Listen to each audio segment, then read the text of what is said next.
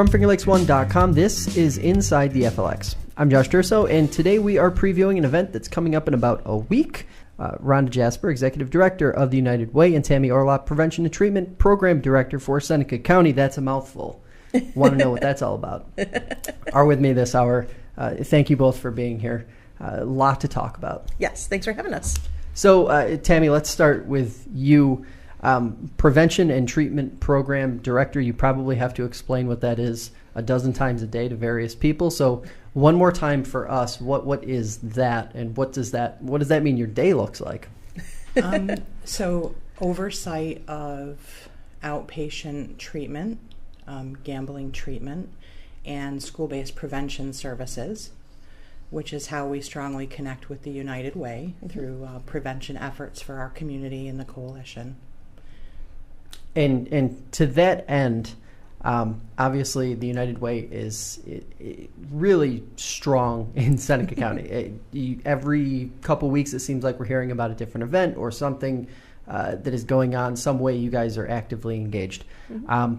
What is that partnership like, Rhonda, with the county? And how powerful is that relationship when you have two entities like that working together for similar causes?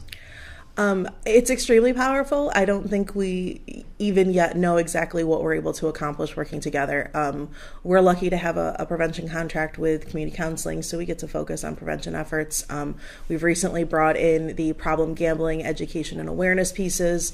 United Way houses the Seneca County Substance Abuse Coalition and the Suicide Prevention Coalition, so we get all the connections and all the partnerships through that, which is exciting. And so many of the issues that we touch on in those coalitions and the education and awareness, but so many of the other things we do with partners, be it domestic violence or literacy or poverty, they all intertwine so much that it's hard to find any one topic that doesn't leak into another and create a to-do list for some other committee or meeting while we're there.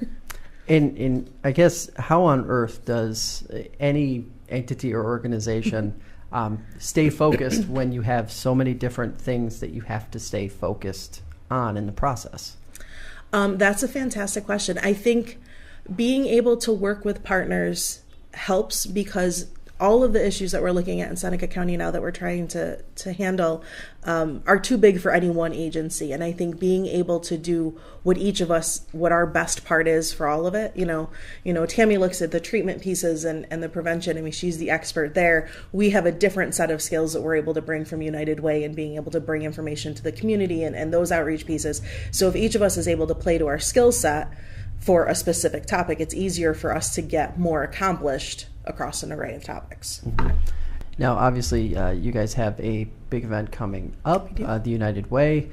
That's an annual one, right? Yes, this is our 31st annual. 31st annual. Okay, so what is this 31st annual? Walk us through what it is. It is our Taste of Spring. It is our annual, it's our largest fundraiser of the year. It is we call it the Sip, Savor, and Celebrate the Finger Lakes in One Stop. So it's food samples and wine and beer and hopefully some cider and tea and coffee and everything the Finger Lakes has to offer.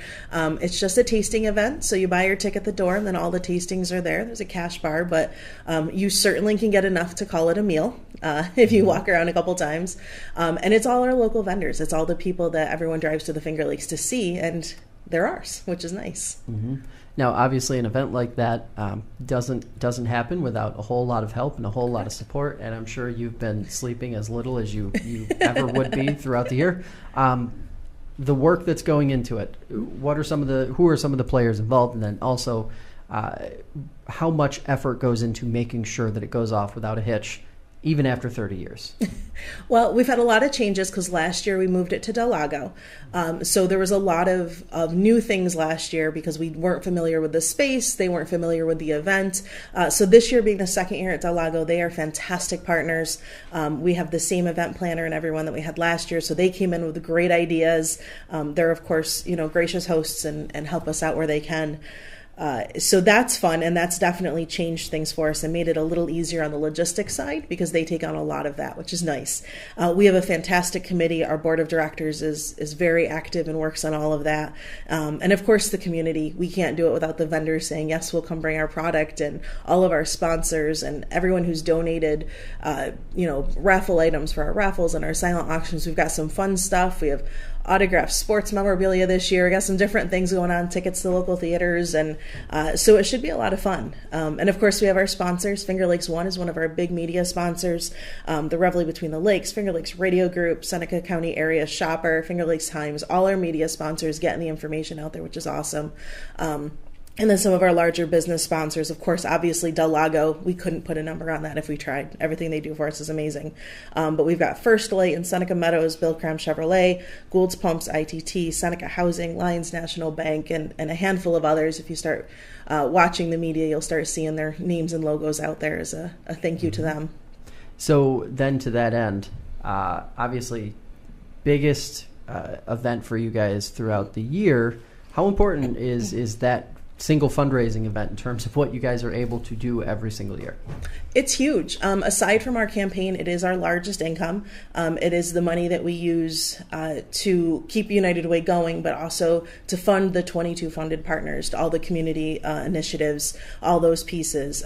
More than 98% of all the money we make, whether it's a straight donation or at the event, stays right here in Seneca County, which is amazing. And what we do pay out in dues to Worldwide and things like that, we get back some fantastic resources that a tiny nonprofit like us otherwise wouldn't have access to, which is good. But yeah, it could make or break us on an event like this. But it hasn't broke you yet, and No. everything has gone well. Tickets are still available? Yes. Yes. Yes, And they are can you limited. get tickets at the door? You can get tickets at the door, assuming we're not sold out, which I believe there'll be tickets available at the door. There's a pre-sale price, so $35 pre-sale. You can get them online or calling the office or stopping in. There's a group sale pre-sale if you want to get 10 or more people. And then at the door, they're $40. Mm-hmm. And then, of course, after the Taste of Spring is over, that's the first week of May. Mm-hmm. You look ahead into later spring and summer. What are some of the things that you guys sort of gear up towards or look forward to when you get that way? Well, we'll have our annual report coming up. We've got all of our annual things that we have to do for Worldwide to maintain that relationship with them. Those are our internal things. And then we've got our donor and volunteer appreciation dinner in July. That date will be announced, which is just a thank you to everyone who helps makes all this happen for us every year. And then we've got our campaign kicking off. We'll have the Fill the Bus, which is exciting. Last year we brought in over 15,000 school supplies for the 4 districts. So this year we hope to bring in even more. And that's always fun. We get the kids together and all the schools come out and we collect all the supplies and literally fill buses. We now get for the second year now, we've had the districts all send an actual full-size school bus, which is awesome. So we then at the end sort it out and fill buses. And it's a fantastic feeling at the end, which is really neat because it's everyone coming together. It's all the agencies and all the towns and the schools, and just amazing when you work together, what you can accomplish. It sort of helps in what you guys are trying to do, because in a lot of ways the United Way is tasked with trying to connect the dots where the dots aren't already connected. Mm-hmm. So to that end, does it help? Does it sort of create maybe a bridge where you guys can take it even further down the road?